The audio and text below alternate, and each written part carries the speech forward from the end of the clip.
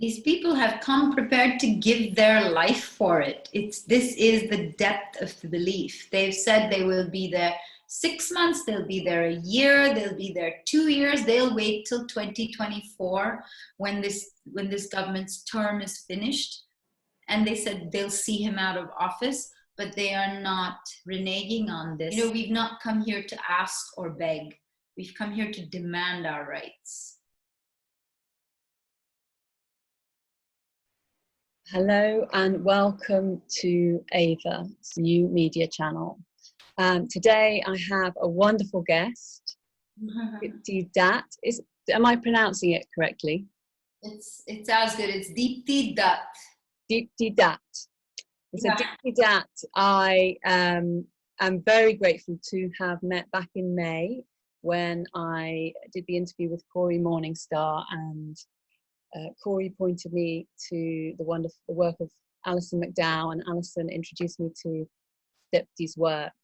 So Deepti has, for our readers, you will have seen Deepti's work in the current edition of Ava, and she has been keeping her followers posted on what's happening in India, and I really wanted to help our followers here and understand what's happening in India and how important it is for all of us to bring our attention and our support to what's happening.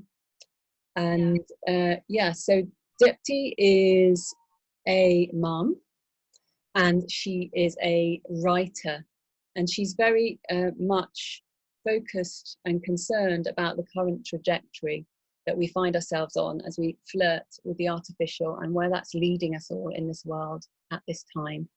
And she is also a writer, a director, and a producer in India's music, television, and film industry.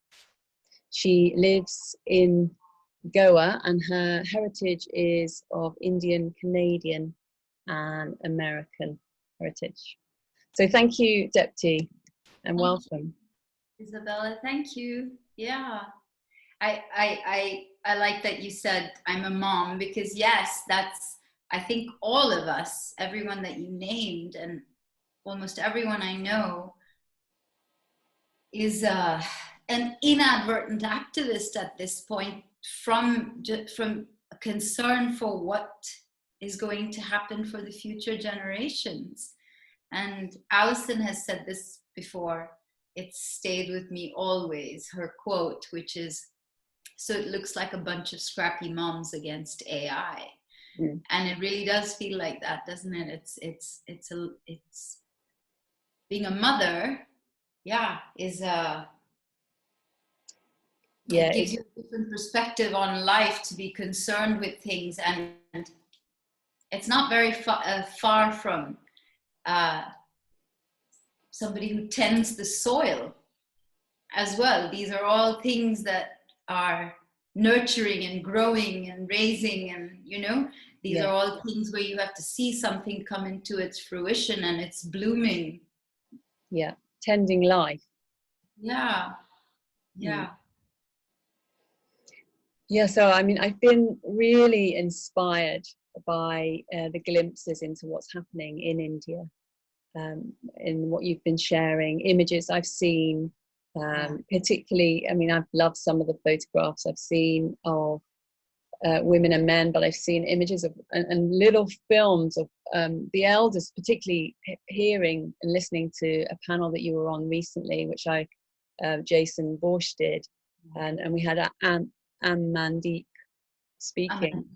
But just seeing some footage of the elders and how they're traveling from miles and miles and walking, and seeing some footage of older women hand in hand, traveling across the country to make this pilgrimage, and that this is not just a protest like a day or a weekend, but they have come with their provisions for 6 months or a year,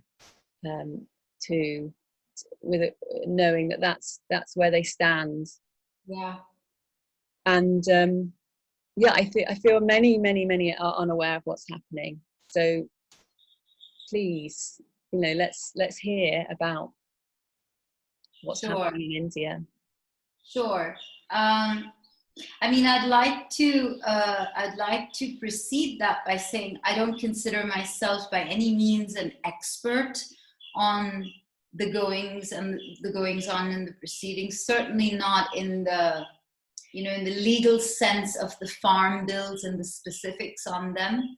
But I hope I'm able to give an overview from my perspective and the keenness and intensity with which I've been following the protests, to be able to, you know, convey an understanding of how important this is, how impactful this is, how it really, as we were just saying, you know, affects it matters to each one of us on the planet. It doesn't matter where you are.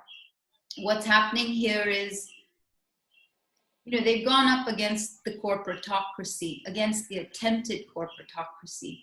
Yeah. And these men and women, and let me tell you, I think all of us in India as well, all of us are equally inspired by seeing this, humbled and inspired and really, really hopeful, you know, to see this people's uprising, the largest ever in the history of humanity, which is what happened on November 26th, which is when the farmers' unions and the workers' unions, the leaders, all called for a nationwide all India Bandh. So Bandh means a strike, a workers' strike. And that is estimated at approximately 250 million people participated. So that's like the biggest in all of the history of humanity. Since then, it's that was the start of the protests, and since then they've been ongoing. Today, I think, is day 51 of the protests, and there are now 5 boundary sites around the city-state of Delhi, the capital of India. The approaches, the major commercial highway approaches into Delhi, where the big encampments are all set up. The 2 biggest are Singhu and Tikri, which are in the Haryana and Delhi border. And but they're surrounding. They've laid siege to Delhi, as it were, in a peaceful protest, in a peaceful, non-violent protest. And it's quite something to behold. Like you said, there are elders,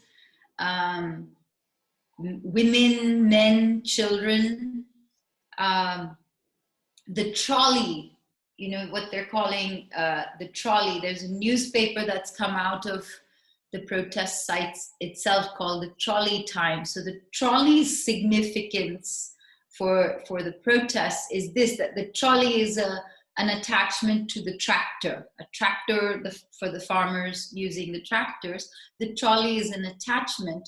We hear at the, like a pulley or a wagon, I don't know the name you might use over there. And here the significance has become that, you know, the trolley is what is set up as people's kind of mobile homes, if you will, with, you know, with covers that have been set up on it, supplies that they've brought, they're sleeping in it. It's become a nomadic home at the protest sites. It's primarily led by people from Punjab, the state of Punjab, which is in the northwest of India, Haryana, which is the adjoining state. Both of them adjoin Delhi, of course. The people who have come here they began in Punjab, and you know, there's quite a iconic kind of imagery or symbolism or idea and character around the Sikhs from Punjab. The Sikhs are a community of people from Punjab. You'll know them by primarily the turbans the men wear. And that's because they keep their hair long. One of the tenets of the faith is not to cut the hair. So the men and women both keep their hair long. And they're people of great faith. Many of the tenets of the Sikhs includes something called langar, which is feeding people. Literally, it's that. So most of the farmers in these areas are from this faith, are Sikhs. And most of them of their harvest will give 10% to the temple, the Gurdwara. The Sikh temple is called the Gurdwara. And that is so there is always food, so that there's always food to give to everybody. So langar, feeding people, is part of this tradition. It's part of the tenets of the faith. And this is what they've been doing in these protest encampments as well. They've been feeding people. They've set up, these mobile kitchens and food making, machines that they brought that make roti to hand out. People that have been living on the boundaries of these highways well before the protests now say that their lives have actually improved since these encampments began, because everybody's getting food. They've set up mobile schools for the children, their own as well as the children, some children from around the areas as well. And they've literally improved life there and done in a month and some days what the government has not done for decades. Yeah, it's beautiful and so inspiring to hear that, and imagine, listening to Amdat speak about that as well, and how the children in the slums are receiving food and education, a sense of new possibility, a new life there. Yeah. And the reason that they've not, that they've stayed at the borders into Delhi and not pressed on into Delhi, which they could. They've come through breaking, barricades the police set up in these various areas. The Haryana police were very violent. They've been met with water cannons when they first began on their march into Delhi. Freezing winter cold, they were, water cannons were used on them, tear gas was used on them, beatings were used on them. Some of the older farmers, and one of them who was actually shot and was injured on the eye, kind of became like the iconic image to see this elderly gentleman who's been a farmer his life. The farmers in India are called annadata. So annadata means food provider, food giver. And it's actually a very, it's a sacred and hallowed position in the Indian culture. It's a very respected position for obvious reasons. They give food. These are the people that grow and give you your food. It seems in the moment that as a country we saw these elders, the annadatas, the food providers, and the state violence upon them, was the moment that the battle had already been lost by the government. I think that was when, as a nation, everybody understood what was happening and is in great solidarity with the cause of the farmers, the entire nation. The government has kept insisting that these 3 farm laws that were passed are for the benefit of the farmers, that the MSP, which means minimum sale price, remains, and that they're assured to be able to sell to anybody. On the face of it, it appears so. And that's why the wisdom of these people who have taken this upon themselves to do what they're doing, the wisdom, in one of the interviews, he compared it to the way that Ambani's Jio phones and service came in, right? When they started offering the devices and the service, Ambani is the owner of Reliance Communications, and Jio is the platform that that has the phones, the devices, and the connections for Wi-Fi, right?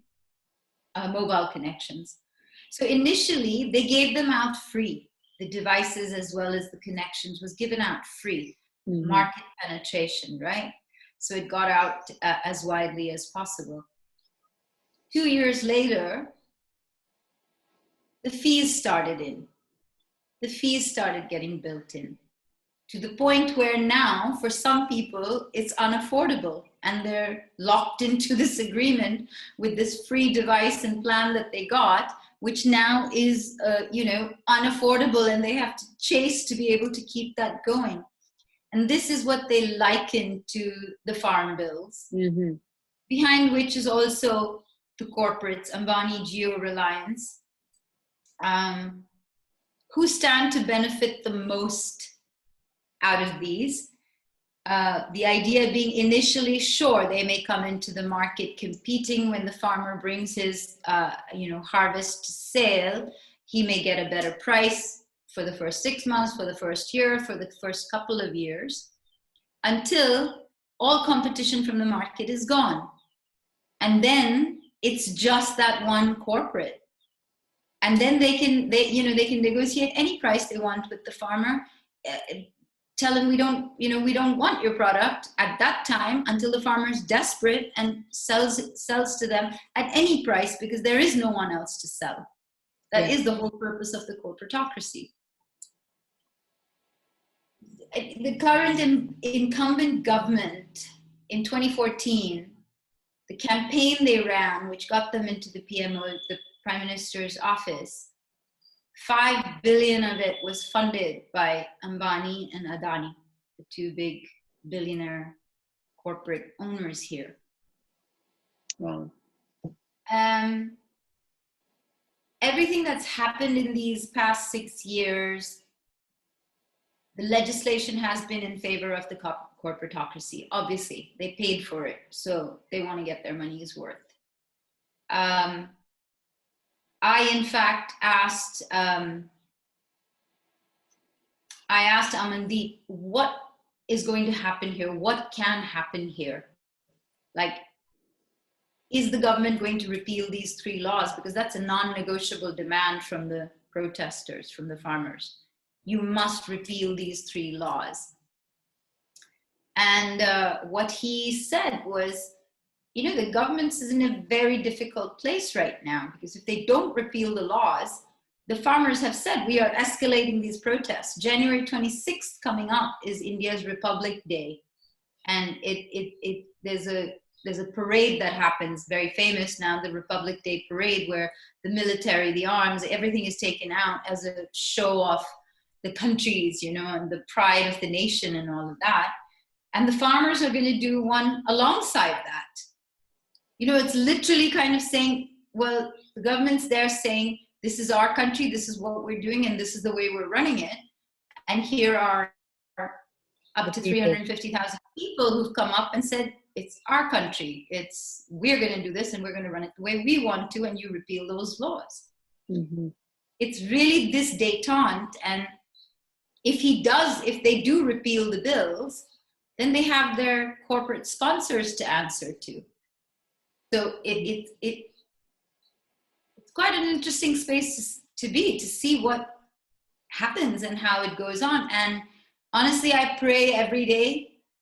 I make sure to send a prayer to these people gathered in all the boundaries, because they're doing this on our behalf. They're doing it on my behalf, on behalf of my children, on behalf of all our futures. That's what they're there for.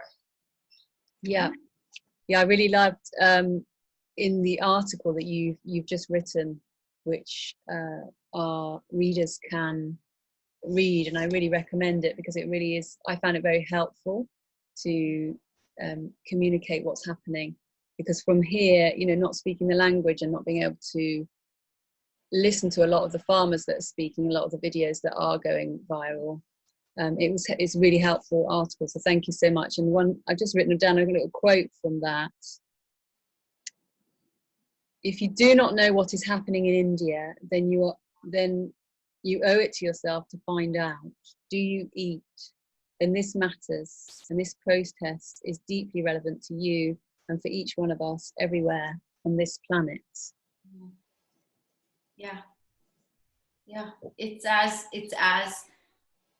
it's fundamentally that. I mean, I've made the comparison there also to say, you know, Standing Rock that happened in Dakota, the Lakota Sioux Nation, the women who began that people's uprising to protect their waters, to protect waters.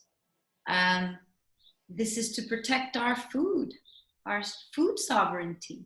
It's as fundamental as that. It's life, it's water, it's food. It's just as basic and fundamental as that, and as big as that. Yeah, absolutely. And that did manage to get a lot of attention on social media, but I think in the current climate, everything's not getting out. Censored and banned. In fact, this is why they started this the Trolley Times, which I was telling you about earlier, which is a publication that comes out of the protest sites. There's also the Kisan Ekta Morcha channel. I can give you all of this so you can, if you'd like to include it in the show notes, and it'll be all over my pages and social media as well. You know, they're on Twitter, they're on Instagram, they're on Facebook, they're on YouTube. They webcast live every day. Every day there's a new hashtag that they post so that you can keep ahead of the censors and shadow bans that have been happening. Right at the beginning, they banned the hashtag Sikh.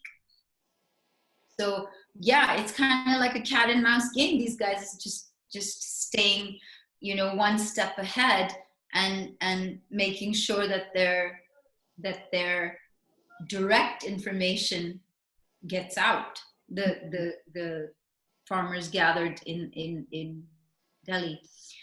The one thing I want to add, I don't want to forget to say this, is, you know, when the farm bills passed and these protests began, and we are where we are now, in the last few weeks, it's emerged.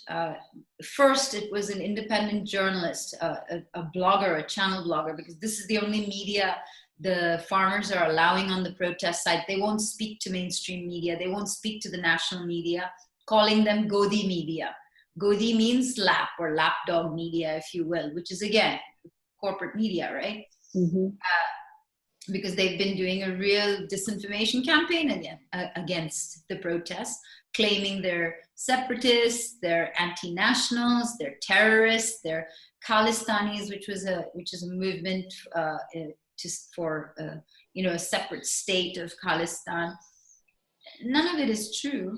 None of it is true. It's all of us, all of India stands united in solidarity, north to south. I mean, there are farmers from Kerala who just shipped tons of pineapples to the protest sites, you know, as a show of support and in solidarity with the farmers. East, west, north, south, everybody is united with the farmers. They haven't been able to do the divide and conquer politics that they usually do, well, division and hatred politics that has been the hallmark of this government for the past 6 years. Hindu-Muslim strife, you know, separatists. There's been so many ways they've used to separate what has been a very united secular nation in India for the past however many years. It's not working for them. You know, because at the sites there are Muslim farmers, there are Hindu farmers, there are Sikh farmers, there, you know, every kind of religion, faith, background, whatever it may be, who otherwise may not agree with each other or maybe, you know, polarized from each other, are united in this. Everybody is united in this. And my understanding is that the farmers make up 30% of India. Yes. So So we're looking at a large proportion of India Significant that number. are involved directly with this protest. Yes. And then you've got the support of the workers and the teachers and the lawyers, Yes. unions as well. So I mean, despite the kind of, obviously there's the misinformation that's coming through the mainstream, what do you feel like the whole of India is aware that this is happening, or are there large pockets which still would be unaware completely? I think everybody is more or less aware, even if they haven't looked into it very deeply. I think they have to be at least aware of it. Now, at least in India, it's very hard to keep this off the, off the news and information, because social media, and it's out quite widely. It's out quite widely. Before I forget that, what I was trying to tell you, just to understand the kind of level of nefariousness in the strategy behind the way this was all done, the 3 farm bills. 2 years ago, it's been discovered, well before the farm bills came into the picture, even, at least for us, as far as we know. Ambani had already started building silos and private railroads.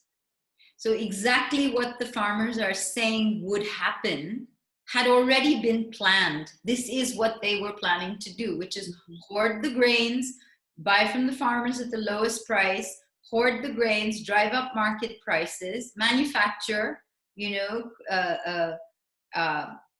need or lack or overdue, and control market prices. They were very much planning to do exactly what they predicted they were going to do before we even found out that these private railroads and silos had begun being constructed 2 years ago. So yeah, this is these are the material facts. These are the events that are occurring. These are, the people and the day-to-day, moment-to-moment evolutions that are happening. But I think anyone who's in any way self-sovereign, in touch with their own sacredness, I think would be able to feel this is a battle that's so much bigger than that. It is very much a spiritual war we're in worldwide. Absolutely. It is very much a spiritual war we are in. Yeah, and it does seem that that connection to God, spirit, the creator, whatever one's relationship and language is, it's that sense of knowing what we're standing for, what we're protecting, and knowing the power of that. Yes. And that can never really be destroyed. And so, we have to do what we can do to protect this embodiment of the sacred, the earth, the land, the water, the humans, the birds, the animals, the plants, the trees, the life, the embodiment of spirit. Yes. And who better knows this than, one who works in the soil, in the field, as I've heard said from the protest sites. It's like, this is not our profession. This is not what we do for a living. This is our culture. It's who we are. This is who we are. To be a farmer is not something that's necessarily, seen from the perspective of modernity as a profession. It is a way of life. It is a way of life. And these people have come prepared to give their life for it. This is the depth of the belief. They've said they will be there 6 months, they'll be there a year, they'll be there 2 years, they'll wait till 2024 when this government's term is finished. And they said they'll see him out of office, but they are not reneging on this. The demand to the government is that it must repeal these 3 farm bills. That's the crux. And it has been brought down to the crux. They're smart. Because, fundamentally, the truth is on their side. It's just as simple as that. There's no need for strategy and obfuscations and, you know, complexities, because you stand in truth. You stand in truth. Yeah. Just like the Agenda 21 and the UN SDGs and the 17, you know, the 200 level deep it goes. If it was that it was good for us, if it was that it was meant as something beneficial and for all of humanity, why can't they just be honest to bring it out? Why must it come under the cover of all that we're experiencing right now? This might sound, you know, for people who are not possibly at our level of awareness or research or insight into this, but yeah, why would they need to install laws? Why would you need to push these laws through Parliament when there was a lockdown with no debate, with no consultancy? If it's farm laws, why weren't farmers consulted? Absolutely. Yeah. In the designing of the laws. Yeah. And the farmers are very unhappy about the laws, it's clear. So why are the government not listening and responding? Yeah, if the laws are for the farmers, why are you not listening to the farmers? You know, yeah. They're saying they don't want it. And if you care about, you know, the people. So this is where people need to, you know, it's just really see that lack of care, you know, across the globe, and what is our future? Really asking the questions, what is our future? What is our, you know, future in terms of food? And if anyone researches into that, we see, you know, how the plan is to be growing food more in factories, and GM foods and printable foods and vaccine laden foods. And so it really is the moment for us all to kind of like take this and go, this is the turning point. No, enough. It's gone far enough now. We do not want. Yeah. And these are the people who have taken up that fight, that cause. This is literally, you know, seen from a certain angle of approach. If you know of all that's going around globally, this is the front line. Absolutely. They are on the front line. They have created that, you know, point where they meet what is trying to come and be amongst us, and they are there blocking it from happening. Yeah. Like the water wars, they spoke of the black snake, you know, the black snake prophecy, that it was the black snake has to be stopped, the black snake has to be beheaded, the black snake has to be killed, because it's going to cause the harm it is. To come to that age and discover the black snake was the oil pipeline that was coming through. Mm-hmm. And they were there blocking it to stop it, you know. These are mythic battles as well. They are in the physical and what's happening at the front lines, and these are also mythic battles, representative, you know, iconified, because of the spirituality that's inherent to what's happening, because of the spirituality that's inherent. Yeah. Mm. Yeah. I mean, I feel hugely grateful for the farmers that are on the streets and what they're holding, and can see that they are in a position to do it, you know, learning just a little tiny bit about the history. I think it's the Sikhs who have, they have the embodied experience of standing up to defend their land, their peoples, and they've done it many times before, and they know that when they've done it in non-violence, they have won, and when it's turned to violence, they have lost. So there's this very, very, they have the embodied knowledge and memory that they are powerful, and that as they stand together, they can say no, and they will be listened to. Yes. And I think this is what is lost across, certainly where I am, there's not very many people locally. I mean, obviously we've had quite a lot of big gatherings in places like London, but there's a loss of memory that we can just say no and stay the course.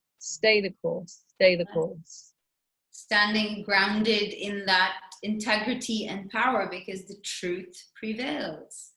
The truth always prevails. It can get corrupted, it can get pushed, it can get maligned, but it prevails. One of the other important bits I want to share with you is, when they came in, I think I think you may have a sense of who these people are, what the culture is, and what they come from. It's not a bowing, submissive culture, and it's not that they're being nonviolent and insisting that it be a peaceful revolution or uprising, as it were. It's not out of any kind of obeisance or fear. It's in fact out of strength. You need an incredible amount of strength to hold your ground and not aver from it when you're up against something like this, like the entire state against you. And that strength is in that peaceability and in that groundedness. So when they came, they said, I'm going to say it in Hindi, and I keep repeating this because every time I say it, it gives me the chills, right? So they've said that in Hindi it goes, Hum मांगने नहीं आए हैं, हम अपना हक लेने आए हैं, which means, we've not come here to ask or beg. We've come here to demand our rights. So the entire approach to what is happening is very different. It's not coming, asking, or against something. It's standing in your truth. Very clearly grounded and saying, this is right, that is not, and it needs to change. Simple. I'm just standing in that until it is changed, or you die. Knock on wood. No, that may not happen, but literally this is the situation we're in. We have everything to lose currently, so it really is the moment for us to stand up as a humanity. And I really hope that somehow we can bring awareness to what's happening in India, and that obviously the reason that's being so heavily censored is because it will be incredibly inspiring for the world to know that our brothers and sisters in India have taken to the streets and have put their foot down and said enough. And we're standing here now until this stops. And obviously, the misinformation and the ways in which that the government and the media will try to co-opt that and intervene and take it in different directions and misrepresent that to the world. So we all need to be incredibly aware, sending our prayers, but also being aware as we're kind of watching it unfold, that it's staying true to path, and that we can spot those infiltrations and those co-options when they're attempted. Yes. So so far the government and the union leaders, the Council of Elders, they've had 8 rounds of talks. And this last talk, the Council of the union leaders, in fact, went maun, took a vow of silence. They just sat in that meeting and went silence. And when they gave a statement afterwards, they said, basically we've been through 7 rounds of meetings with them. explaining our stand, our perspective, that this is non-negotiable. They must repeal the 3 laws first, after which there can be talk about everything else. After which there can be talk about dismantling the protest sites, you know, whatever else may have happened, whatever else the negotiations are. But the fundamental tenet is that the farm laws, these 3 farm laws, have to be repealed. Yeah. And they said the negotiating committee that had been sent by the government came into the 8th meeting asking them, well, what is it? What is it that you want? What's going on? What are the points of this? And they were like, you know, they're not serious. If after 7 meetings they're still asking us what is it that they want, they're not serious. And we can see that, you know. Again, it's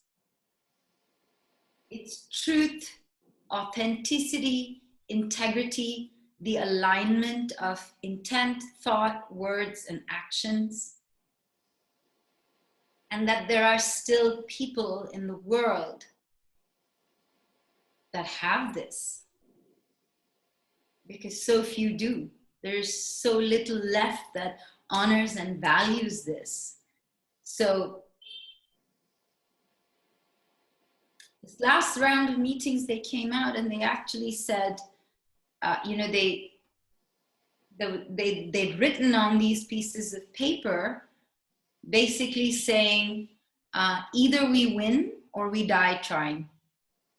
That's the stance of the farmers at this point, is either we win or we die trying, which gives me great hope that yes, they will win, because there's many, many of us supporting them spiritually, in prayer, in thought, and no one should undervalue that, you know.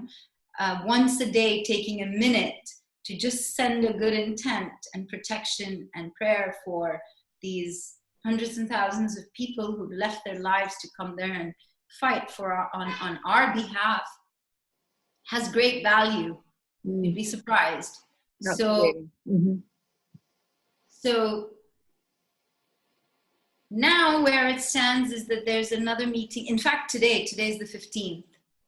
Today is the 9th meeting.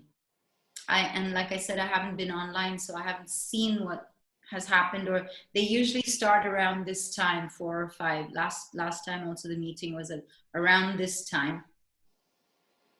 It'll be interesting to see what comes out of that. Tomar, who is the agriculture minister, has said, we're willing to negotiate anything and everything except the 3 farm bills. We're not repealing those.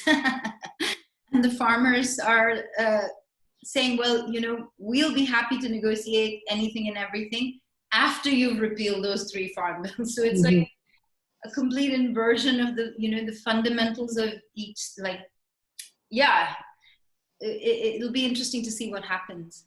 Yeah. Well, we're kind of facing the need for the whole system to crumble, aren't we? For people to see, for the people worldwide to be seeing the corruption that's at the heart of our governments and the corporations. Haven't the systems worldwide already crumbled? I mean, if you look at the United States, if you look at what's happening in Italy, if you look at Australia, if you look, I mean, haven't the systems already crumbled? Hasn't that already? Yes, they have, but I don't think the people have seen quite why. Yeah, I don't know where it needs to go. I've been asking this for months, and I've been asking this since the lockdowns began, is like, what is it going to take? What is it going to take? When will you draw that line on the sand? How much invasion are you going to take? How much will you allow this predatory Wetico virus that's amongst us, not the COVID, the Wetico virus, which is a mind virus of greed, avarice, corruption, delusion. What will it take for us to stop this, to draw the line in the sand and say, enough? The farmers have done it. they've drawn the line in the sand and they stand by it, and they're literally willing to die for it. Like I said, the last meeting they came out saying either we win or we die. It was written in Punjabi and held up after the meeting, written in Punjabi, either we win or we die. This is the level of resolve. You know, P. Sainath, another gentleman that I just read an article.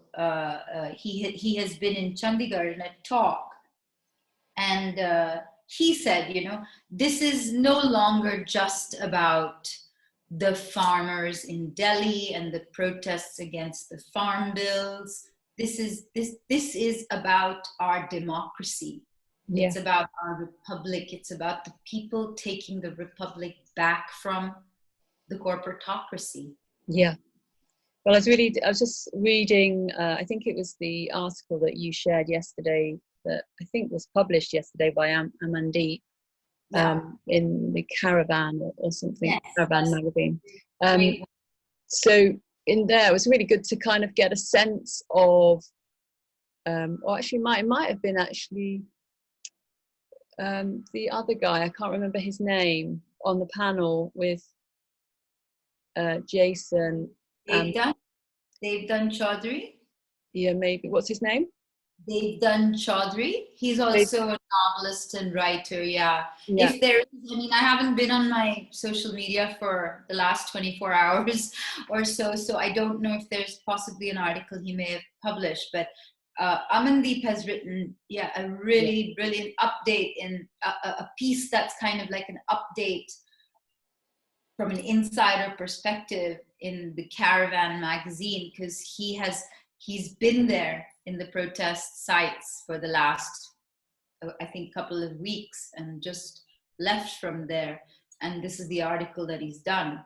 So that was really helpful to read. And what I'm remembering what it was, it's Devdan, he spoke about the ancient tradition of the farmers and how that growing the food is like God's work. You know, it's the work, it's life, and it's the tradition is it's respected. And how he quoted recently, you know, Bill Gates' visit in 2017, and how he said something. I've written it down here. Let me just quote it. Transforming agriculture into an efficient and profitable business could be the key recipe for transforming India's economy. And I think that's what the farmers are recognizing is happening, is their tradition and their right to life, to the simplicity, that cycle of we grow our food, we feed and nourish our communities, you know, we can live on this earth. And what's happening is that takeover, not just in India and the whole planet, of like, how can we grab hold? And because a lot of us have already had that happen in our world, this is really the kind of foundation that's happening here in India. It's where that's still in place, that kind of sacred understanding of the growing the food. The people do feed themselves a lot, and they feed the community. Yes, and that is why this is, you know, in fact, what Amandeep had spoken about, or they've done, I can't remember who had said that, likely Amandeep, is that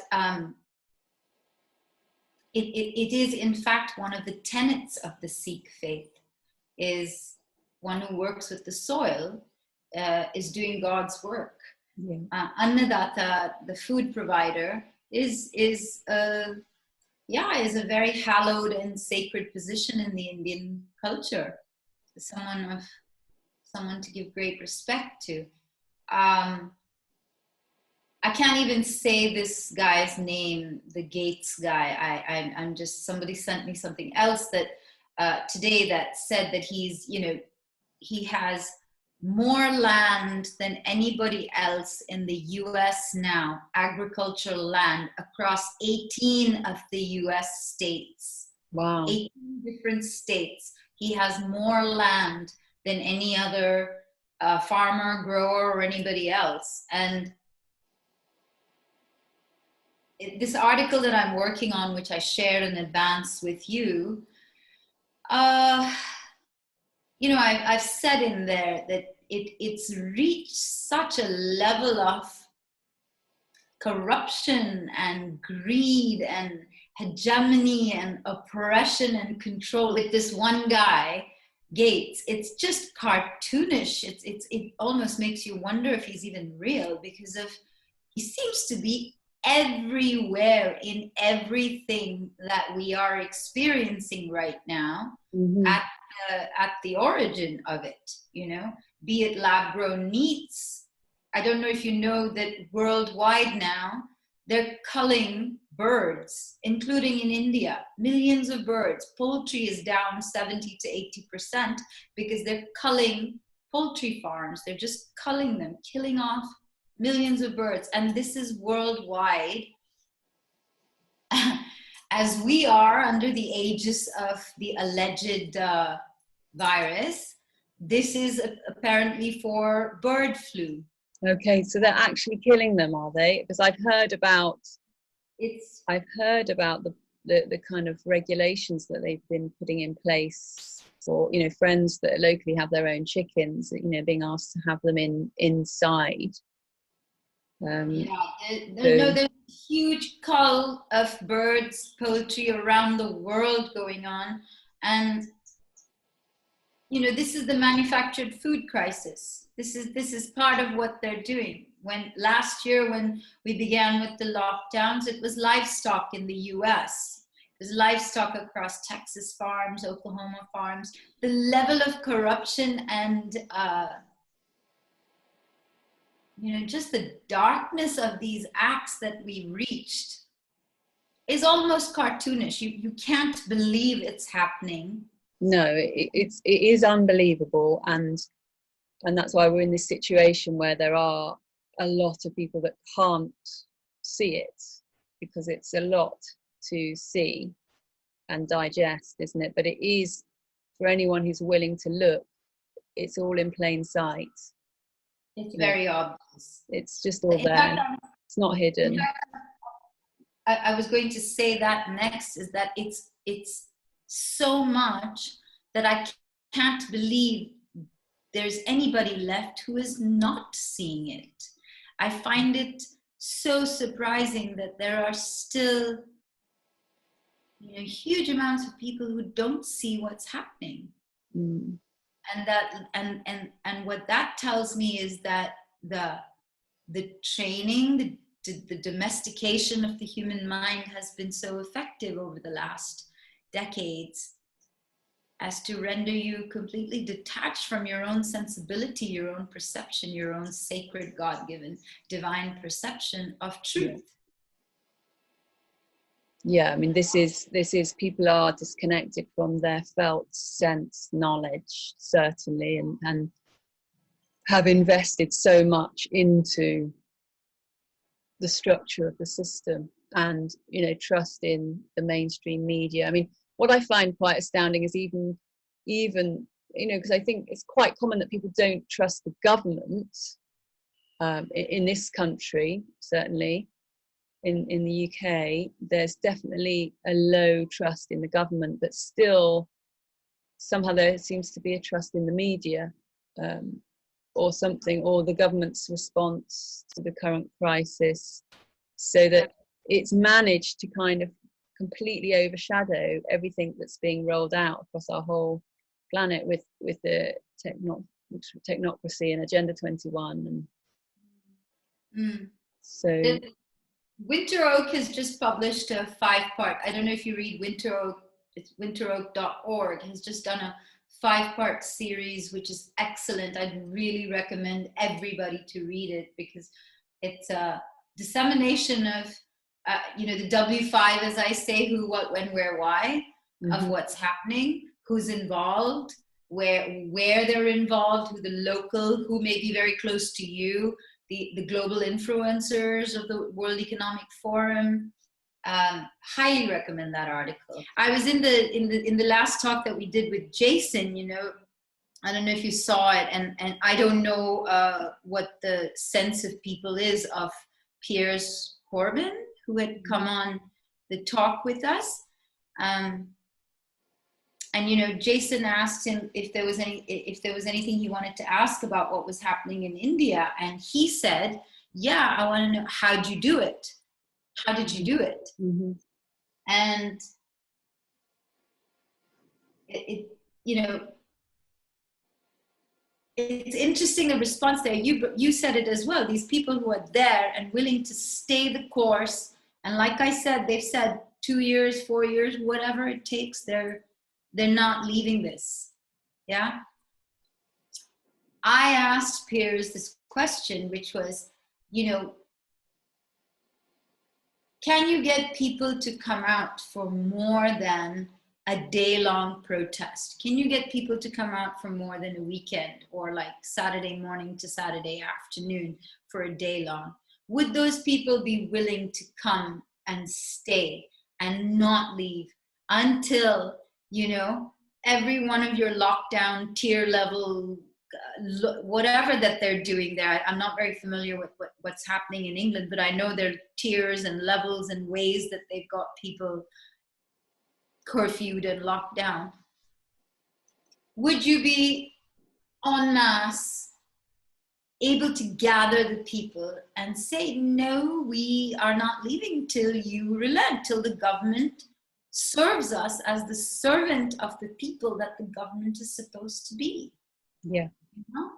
Yeah, I mean, this is what's unfortunate in this country is, you know, a lot of our activists, you know, are green activists and are unaware of how the green movement has been infiltrated. So the Extinction Rebellion movement, which was very successful a couple of years ago, or a year and a half, I can't really quite remember when it was, but watching that unfold and endeavouring to warn, you know, I live in a very alternative green area, so a lot of, you know, my friends, colleagues, community have been very involved in that, and it was very well designed, so it did create a very strong sense of community, a sense of belonging, a sense of power, agency to do something. And a lot of them did, you know, from all over the country, go to London and inhabit the bridge and, you know, camp out and sleep on the streets. And they did that. They did, you know, they started what, you know, it's a smaller, but the thing is, they don't realize it was orchestrated. It was supported by the mainstream media. Otherwise they would probably not have managed to shut down that bridge. And it was all over the main newspapers before even the first arrest. So and a lot of the activists that were involved with that because that organization is not speaking out about the rollout of 5G and the technology and technocracy, and is actually supporting the Green New Deal, which is supporting the rollout of the fourth industrial revolution. So it's very difficult for them to see, because it creates this divide. It's like, you're one of them, you're one of the conspiracy theorists, rather than you're actually you're an activist following your heart to protect life, which is of course what they're all doing. They are all, the majority of them, acting from their hearts to serve life. Of course. All the millions of people that follow Greta are, you know, full believers. All those children really mean to and believe in what they're that they're following something that has integrity and value, and they are putting their honest selves into that, as honest as they can be with what they believe, you know. BLM in the US, you know, before that the Occupy movement. These are all things that were, you know, co-opted and driven and oriented. So they've been studying us for so long. We've been inputting data online for 20 years now. They know us so well. They know our tendencies so well. Mm-hmm. And one of the big things I find, earlier you had asked, you know, does everybody in India know about what's happening? Is everybody aware? I would say yes, very much so. The people of India, the people that remain kind of in a fog of virtue signaling are, you know, the most privileged, progressive, liberal, educated, elite, bourgeois in the cities. The urban, exclusive elite in the cities are the ones who are most out of touch with what's happening and have no clue about, you know, what reality is and what delusion is and what obfuscation is and what co-opted movements are that are using them and their access to wider, let's say, influence or impact by virtue of being the educated elite. In fact, they turn out to be the most dangerous for life itself with all that's happening, because just as I mentioned the Winter Oak article just now, you know, what they call influencers are exactly this, are people who have been convinced that what they're doing, you know, by sustainable, by with purpose, all these thoughts. And it was really well encapsulated in this meme I saw the other day, which said, you know, the pink Himalayan rock crystal salt that's sold. And on the back of it, it says expires in 12 months from manufacturing date. And the question below it asked, well, you know, this is supposed to be some 208 million years old from the rocks of Himalayas. How is it expiring in 11 months? That, you know, that's that whole idea of sustainable living and buy sustainable or buy with purpose. No, I mean, if you buy and you're consuming, you're part of the process. And until we become really, really conscious and alert of that, all these hyped up, you know, usurped ideas that are being sold back to people who have good intents, who do have good intents and who really do want to believe in this. Extinction Rebellion, Greta, I mean, Corey's done amazing work on that, and everyone should be reading her work. It would cause a wake up so fast, which is why she's not as proliferate out there as she should be, just like the farmers. Anything that's truth and integral will not get the kind of platform as something that's false. If you have every corporate signing up and supporting your movement, if you have platforms of mainstream press and television and all the social media and they're pushing out your cause, if you're you know, meeting Obama and giving him a fist bump, it's likely there's not going to be integrity and truth in what you're doing. No, they're not going to be promoting anybody who has integrity and truth and is for humanity in this way. Yeah, those are the ones that historically, right from Jesus and onwards, the dissidents were always the ones that were, you know, dismissed and chastised and name called and abused and violated because they brought the truth. Nobody likes to hear the truth. Yeah, I mean, a good example I saw yesterday is David Attenborough, who is, you know, so loved in this country, and, you know, I used to feel like he'd make a great grandfather, you know, and so he is investing in a new 5G app that is going to allow, you know, people to be in the room with him and the plants, you know, and he'll be sharing the plants. So this is the, you know, and I saw that the Eden Project, which is a local, you know, rainforest nature sustainable center here, just, you know, about 20 miles away, they've now announced that they're going to have 5G there, and no doubt they'll have his app at a guess. So it's a real moment for people to just, you know, it's just this moment. It's like, okay, this is this man that we love, and he is totally okay with this technology.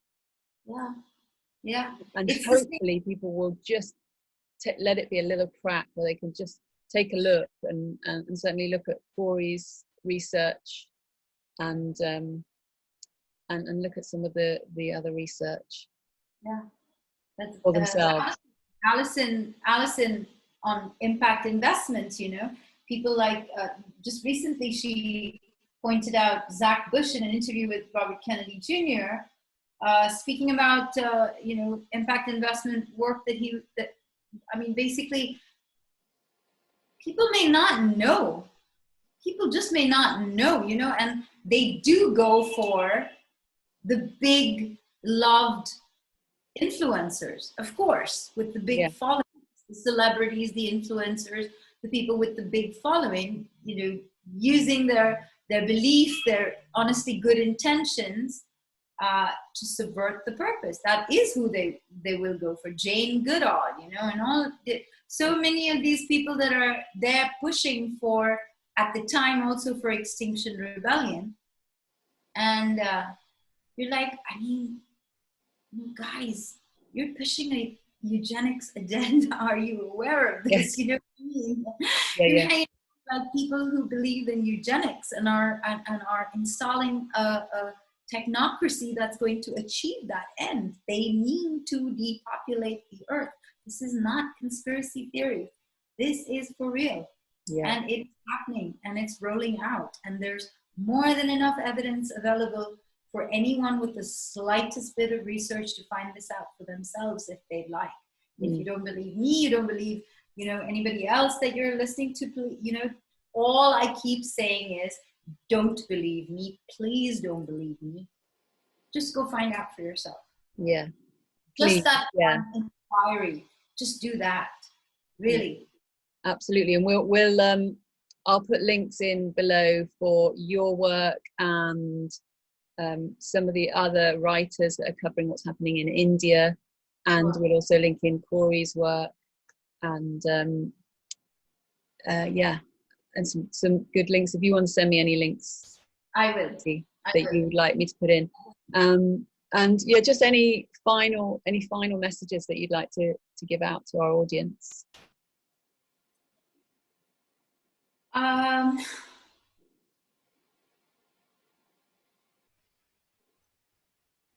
You know, this is a time for all of us. It's what I do every day is, you know,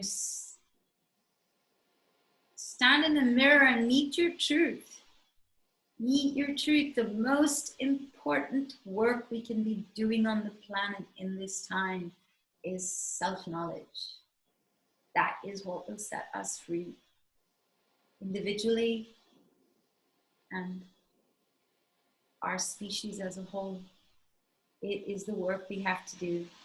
We have to meet ourselves. We cannot lie to ourselves about who we are and what we do day to day, moment to moment. We have to meet ourselves, or you'll be very easy to be subverted into believing in the Green New Deal, believing in XR, believing in all of these things that they're selling us, which have like these really shiny image package and social media influencer package and, you know, the blue check mark and all of that stuff. Is it true? Does it have integrity? Does it resonate with self-sovereign sacred being? This is the most important work we can be doing on the planet right now. Yeah. And we all need to come from that individual place, be guided from that individual place. We can't trust in the organizations anymore. Not a single one. Don't give up your power to anything outside of you. Don't give your power to anything outside of you.